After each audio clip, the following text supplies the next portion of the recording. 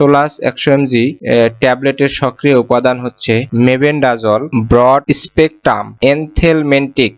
এটি প্রধানত অন্ত্রের নেমাটোড সংক্রমণের চিকিৎসায় ব্যবহৃত হয় এবং কীটের মাইক্রোটিউবুল গঠনে বাধা প্রদান করে, ফলে কীটের গ্লুকোজ শোষণ ব্যাহত করে। সোলাস 100 mg ট্যাবলেট আমরা কেন খাবো? সোলাস 100 mg tablet thread worm, hook worm, round worm এবং হুইপ ওয়ার্ম সংক্রমণের চিকিৎসায় ব্যবহৃত হয়। সোলাস 100 mg ট্যাবলেট কখন খাবো? প্রাপ্তবয়স্ক এবং 2 বছরের বেশি বয়সী শিশুদের জন্য থ্রেড ওয়ার্ম সংক্রমণের ক্ষেত্রে একবারে 100 মিলিগ্রাম বা একটি ট্যাবলেট সেবন করা হয়। হুকওয়ার্ম, রাউন্ড ওয়ার্ম এবং হুইপ ওয়ার্ম সংক্রমণের ক্ষেত্রে 100 মিলিগ্রাম করে দিনে 2 বার 3 দিন ধরে সেবন করতে হয়। পুনরায় সংক্রমণ হলে 3 সপ্তাহ পর দ্বিতীয় ডোজ প্রয়োজন হতে পারে।